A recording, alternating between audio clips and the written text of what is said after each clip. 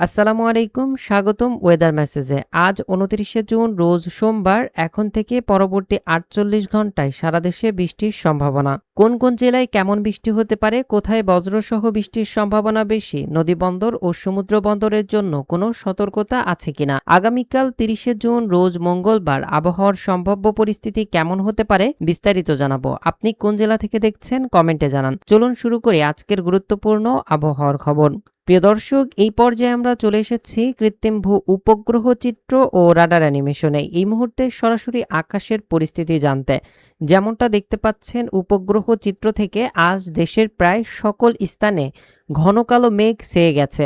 বিশেষ করে গত রাত থেকেই রংপুর, রাজশাহী ও ময়মনসিংহ বিভাগের মধ্যে বৃষ্টি শুরু হয়েছে। সেই বৃষ্টি এখনও পর্যন্ত চলমান রয়েছে।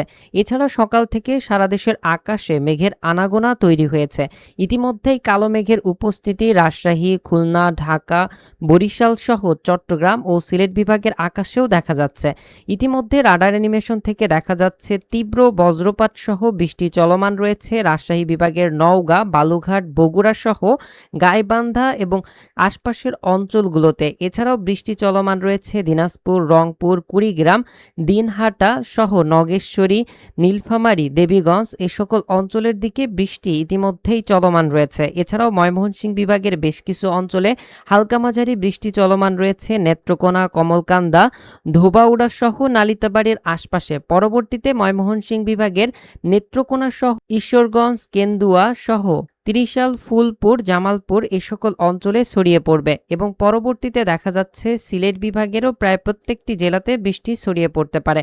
ঢাকা বিভাগের আকাশেও আমরা মেঘের আনাগোনা দেখতে পাচ্ছি, তবে বৃষ্টিপাত চালু হতে পারে দুপুরের পরবর্তী সময় হতে। এছাড়াও ইতিমধ্যে চট্টগ্রাম সহ বরিশাল বিভাগের আকাশে মেঘ রয়েছে এবং বৃষ্টিও চালু হয়ে গেছে চট্টগ্রাম বিভাগের বেশ কিছু অঞ্চলে, বিশেষ করে কক্সবাজার, মহেশখালী দ্বীপ, চাকরিয়া, কুতুবদিয়া, বাঁশখালী সহ লোহাগাড়ার আশপাশে, চট্টগ্রাম, হাটাজারি, ফটিকছড়ি, ফেনী, নোয়াখালী সহ মনোহরগঞ্জ, কুমিল্লার আশপাশে বৃষ্টি চলমান রয়েছে। এছাড়াও বরিশাল, পটুয়াখালী সহ হাতিয়াদ্বীপ সহ ভোলা আশপাশের অঞ্চলগুলোতে বৃষ্টি চলমান রয়েছে। পরবর্তীতে ঢাকা বিভাগের চাঁদপুর, মাদারীপুর সহ ফরিদপুর, ঢাকা, গাজীপুর, নরসিংদী, টাঙ্গাইল, সিরাজগঞ্জ, কিশোরগঞ্জ সকল অঞ্চলের দিকে বৃষ্টি অতিক্রমের সম্ভাবনা রয়েছে। এদিকে খুলনা বিভাগের বেশ কিছু অঞ্চলে বৃষ্টি রয়েছে দেখা যাচ্ছে। ইতিমধ্যেই বৃষ্টিবাহী মেঘ সাতক্ষীরা অঞ্চলের উপরে আর কিছুক্ষণের মধ্যেই প্রবেশ করতে পারে। এছাড়া এই অঞ্চলে ব্যাপক পরিমাণের মেঘ দেখা যাচ্ছে, প্রায় আকাশ সকল স্থানে মেঘে ঢাকা রয়েছে। তবে রাডার অ্যানিমেশন থেকে দেখা যাচ্ছে ভারতের কলকাতা সহ কৃষ্ণনগরের আশপাশে বৃষ্টিবাহী মেঘ তৈরি হয়েছে। এই মেঘ পরবর্তীতে চুয়াডাঙ্গা, ঝিনাইদহ, যশোর, নড়াইল, কুষ্টিয়া সহ আশপাশের অঞ্চলগুলোতে ছড়িয়ে পড়তে পারে। তবে তীব্র বজ্রসহ বৃষ্টি দেখা যাচ্ছে রাজশাহী বিভাগের পত্নীটোলা, জয়পুরহাট, গোবিন্দাগঞ্জ। প্রায় ২৪ ঘন্টায় দেশের আকাশে মেঘের আনাগোনা থাকবে এবং বৃষ্টি চালু থাকবে।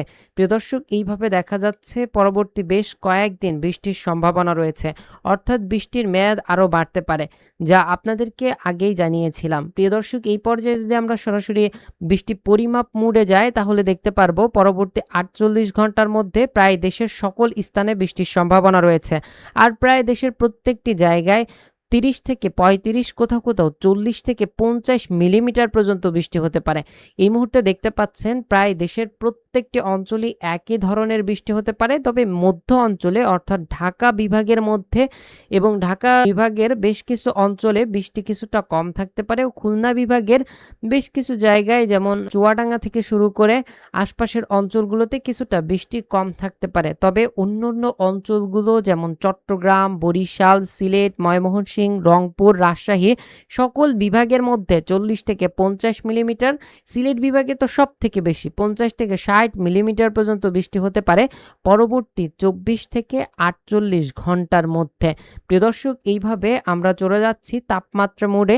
তাপমাত্রা মোডে গেলে দেখা যাচ্ছে আগামী কয়েকদিন, আগামী ২ থেকে ৩ দিন তাপমাত্রা অনেকটাই কমে আসতে পারে। দেশের মধ্যে বৃষ্টি বাড়ার কারণে তাপমাত্রা এবং ভ্যাপসা গরম অনেকটাই কমে আসতে পারে। যে সকল স্থানে বৃষ্টি হবে সে সকল জায়গায় তো পরিবেশ অনেকটাই ঠান্ডা হয়ে যাবে।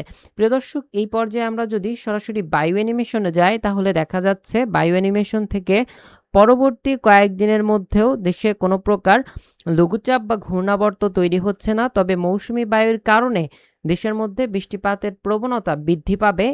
তাই আপনারা সকলেই বৃষ্টির জন্য এবং বৃষ্টির অপেক্ষায় থাকুন, বৃষ্টির জন্য প্রস্তুত হয়ে যান। আজকের মতন ভিডিও এই পর্যন্তই। আসসালামু আলাইকুম, জাযাকাল্লাহু খায়রান।